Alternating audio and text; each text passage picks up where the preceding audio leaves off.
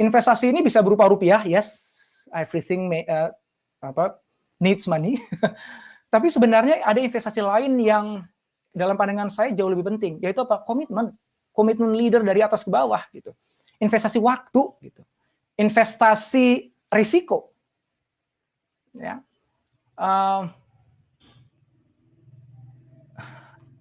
Saya berikan contoh aja konkret. Kalau tadi insurance company, sekarang information company, Thomson Reuters. Teman-teman yang suka baca berita atau media atau data pasti kenal nih perusahaannya. 70 tahun usianya, revenue-nya 12,5 miliar US dollar, cukup besar. Mereka udah dalam posisi di atas angin, basically. 70 tahun membuat perusahaan ini jadi perusahaan yang mature, yang stabil, dan satu-satunya inovasi yang mereka lakukan adalah akuisisi perusahaan baru. Tapi kemudian mereka menyadari bahwa sekarang tuh situasinya udah berubah banget gitu. Kalau kita cuma sekedar akuisisi sementara internal kita nggak berinovasi, ini kita akan ketinggalan sama yang kecil-kecil yang sekarang sudah mulai nyerang mereka.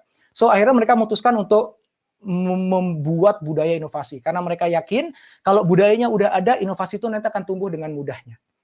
So apa yang dilakukan? Yang pertama-tama mereka membuat online toolkit untuk semua karyawan, ya kaitannya dengan online learning, ada event juga, ada forms, apapun juga yang bisa membuat mereka keluar ide dan mengubah ide itu menjadi commercial opportunities. Mereka membuat innovation network, jadi itu sebuah intranet site di mana intrapreneur yang ada di perusahaannya itu bisa sharing ideas, stories, get connected, karena inovasi itu memang terjadi ketika ada tubrukan ide dan gagasan. Mereka juga mengorkestrasi communication campaign, mereka nulis blog, artikel, video interviews, juga ada workshop seperti yang disampaikan tadi, dan sebentar masih tidak, stop. Itu kan nggak ada bedanya sama yang tadi asuransi ya. Dan ini juga nggak ada bedanya sama yang dilakukan oleh perusahaan saya. Gue juga lakukan ini, Mas. And more. Belum selesai, bro. And more-nya itu apa? Yuk kita lihat. Mereka appoint new executive sponsor. Dia hire orang, saya nggak tahu apakah dia pro hire atau dari dalam, yang pasti ada jabatan baru di level eksekutif, yang dia full time mikirin inovasi dan jadikan inovasi sebagai priority. Chief Innovation Officer biasanya di perusahaan-perusahaan besar. Kemudian mereka menyisihkan dana besar yang mereka miliki menjadi katalis fund istilah mereka. Jadi ini uang yang udah disiapin, siapapun tim yang punya gagasan bagus dan udah ada bukti valid bahwa ini punya potensi bagus, ini duit bisa dipakai. Invest mereka di rupiah juga. Kemudian mereka buat innovation metric. Jadi KPI yang lama di-adjust dan dimasukkan KPI yang baru yang itu kaitannya erat dengan proses inovasi yang harus dilakukan oleh karyawan dan output inovasinya. Ya. Sehingga ini memaksa para pimpinan di semua jenjang di organisasi untuk nggak punya pilihan selain mikirin proses inovasinya. Harus ada pipeline-nya, harus ada hasilnya. Kalau nggak, KPI-nya jelek. Gitu. Nah, ada innovation champion. Sadar bahwa manusia itu nggak berubah dengan sendirinya, harus di-push, harus digerakkan. Maka dia menseleksi daripada leader-leader ada, siapa yang jadi innovation champion, diberikan amanah untuk ngawal setiap program inovasi yang ada di perusahaan. Gitu. Ya. Dan semua itu dilakukan dengan spirit eksperimentasi. Artinya apa? Mereka sadar bahwa mereka masih belajar dan nggak semua yang mereka lakukan pasti benar. Mereka buka mata, buka telinga, dan siap belajar dalam prosesnya, melakukan perubahan, adjustment sana-sini, sampai mereka ketemu mana yang benar-benar cocok untuk kamu.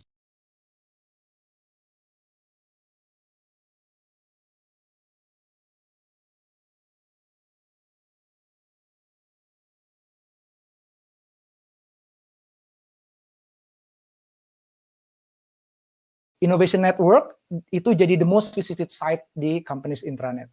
Lebih dari 250 ide yang kemudian diangkat sampai ke level enterprise, sebagian sudah jadi prototype, sebagian sudah dijalankan, sebagian masih digodok, dan perusahaan siap untuk investasi yang nggak sedikit di sana.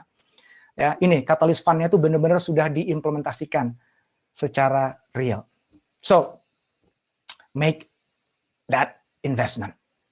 Yang ketiga adalah address all pain points. Menarik banget ketika ngobrol sama teman-teman ya, baik di Transformation Officer, Transformation Management Office, atau teman-teman di Human Capital ngomongin tentang program inovasi gitu. Karena emang yang CIAS lakukan itu ya, support klien kita, perusahaan-perusahaan untuk bisa buat program inovasi gitu. Seringkali kita menemukan bahwa banyak titik-titik yang memang sejak awal kita udah identifikasi ketika ngobrol awal gitu, ketika kita diagnosa awal gitu. Yang kita yakini bahwa ini kalau nggak kita address, kalau nggak kita sasar dari awal, dari dini, ini akan jadi problem gitu. Dan kita punya pengalaman pahit di masa lalu karena kita ya budaya Indonesia lah ya, nggak enakan gitu ya, masa sama klien terus kita sok tahu sih ini nih bisa calon bahaya nih, yuk kita lakukan sesuatu dulu sebelum programnya jalan, yuk kita harus ketemu sama ini gitu ya. Akhirnya benar, ketika programnya jalan berhenti, akhirnya dia nggak bisa lari. Akhirnya mati sebelum berkembang. Kenapa? Karena ada pain point yang harusnya dari awal kita address, tapi kita milih untuk tidak. Gitu. Kenapa? Ya bisa jadi nggak enak, bisa jadi kita merasa bukan kewenangannya kita, gitu. Bisa jadi karena, wah nanti daripada gue nggak dapat project lagi dari dia, gue iyain aja deh, maunya dia kayak gimana gitu. Karena ketika kita angkat pain point itu, mereka bilang, wah itu agak susah Pak, itu kayaknya tuh di luar kewenangan kita. Wah itu kita nggak ada budgetnya Pak. Wah itu kayaknya bakalan jadi panjang deh Pak ceritanya Pak. Yang penting ini jalan dulu deh Pak. Gitu. Nah belajar dari pengalaman itu akhirnya kita memaksa kepada klien dengan cara yang baik dan sopan bahwa kita harus before projectnya jalan. Dan kami bersedia melakukan itu nggak usah dibayar gitu. Kenapa? Karena make or break-nya in project tergantung dari itu gitu. Dan realitanya sekali lagi banyak dari teman-teman itu either dia nggak tahu bahwa itu pain point dari proses inovasi atau dia tahu sadar tapi nggak mau melakukan apa-apa karena ngerasa di luar kewenangannya, karena merasa nggak enak dan sebagainya. Nah, yang ketiga ini yang terakhir yang tips yang saya berikan pada teman-teman semuanya ketika bangun budaya inovasi adalah pil pahit itu tolong ditelan dan addressing all pain point sejak awal. Ya. Dan itu kita lakukan.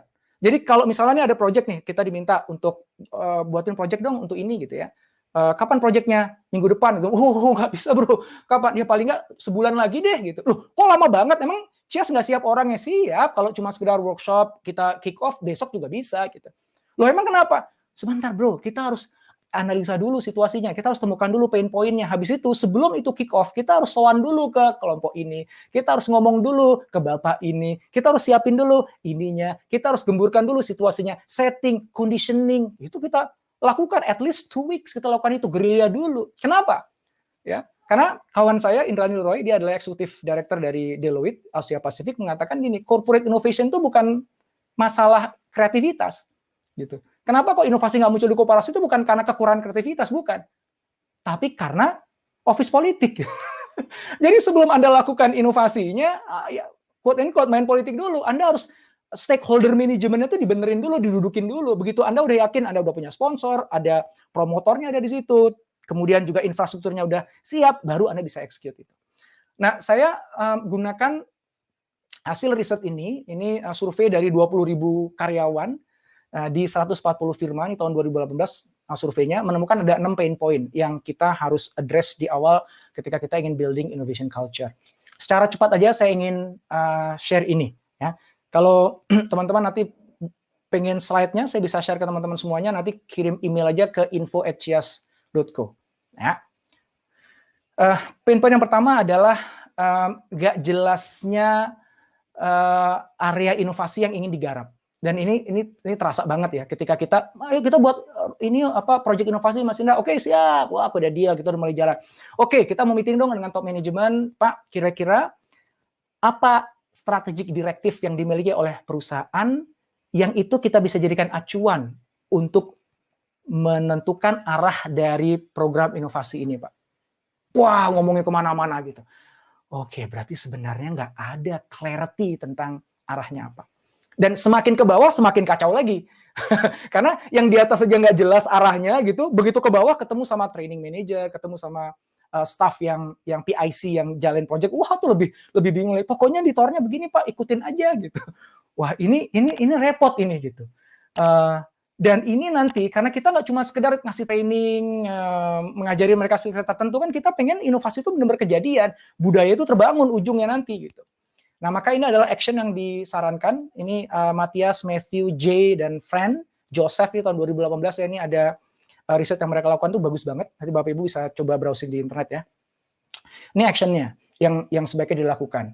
Benar-benar kita harus definisikan apa sih sebenarnya area inovasi yang ingin kita garap. Kita beruntung punya beberapa klien yang kita punya kesempatan langsung ketemu dengan C-level eksekutifnya, dengan BOD-nya, dan sang CEO punya clarity yang sangat bagus. Dia udah punya nih, ini adalah yang immediate, ini yang in the near future, ini yang future gitu.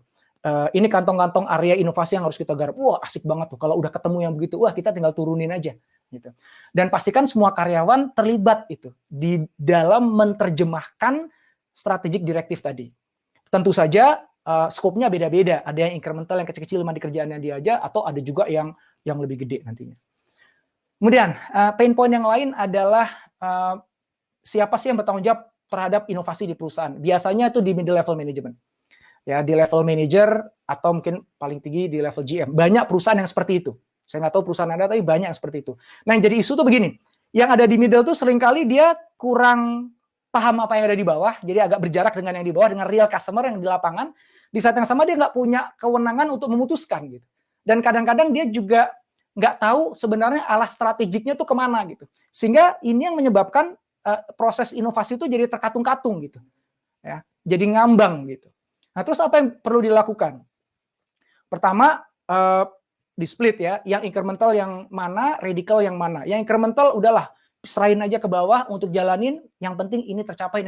Very simple. Kita sebagai middle management nggak perlu terlalu ngerecokin, memberikan arah yang terlalu besar gitu.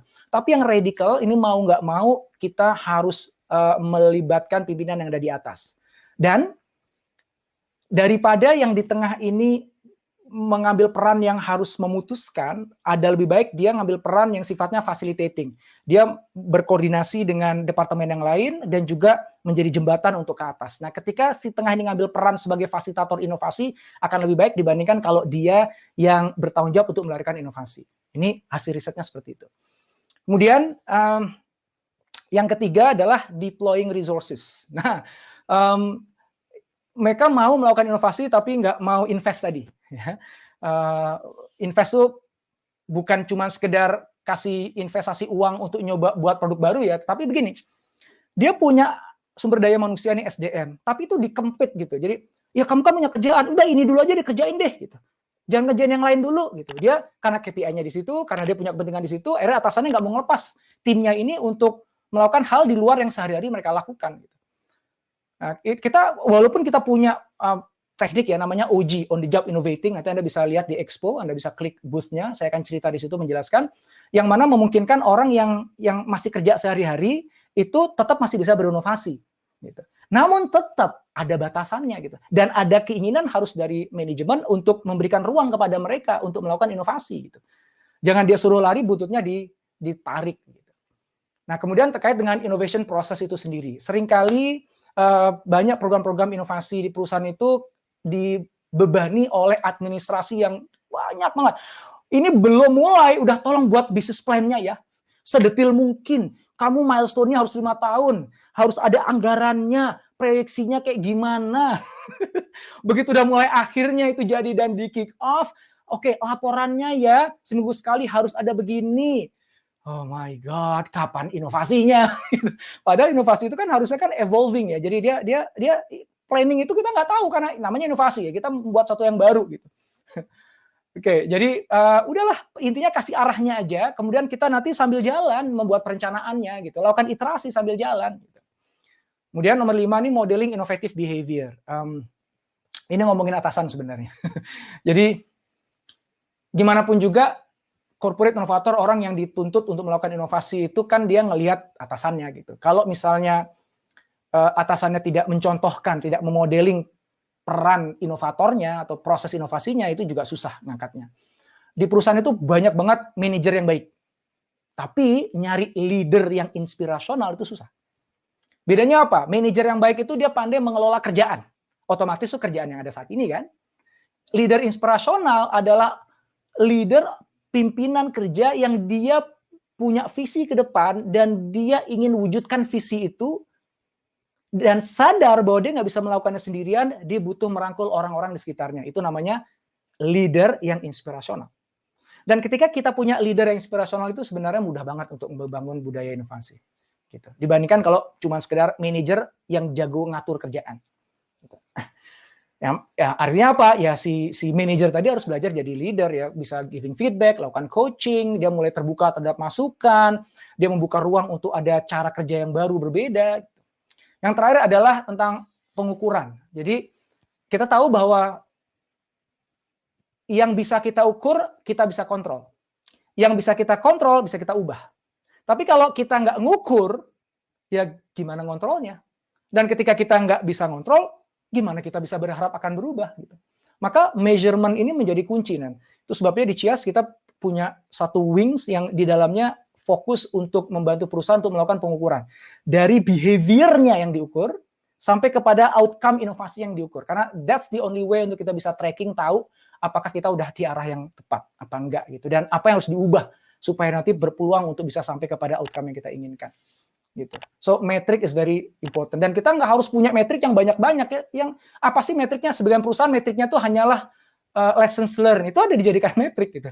Atau yang penting mereka sudah melaunch sekian inisiatif baru gitu. Ada juga yang sampai ke financial. Terserah deh, Anda putuskan. Yang penting harus ada metriknya.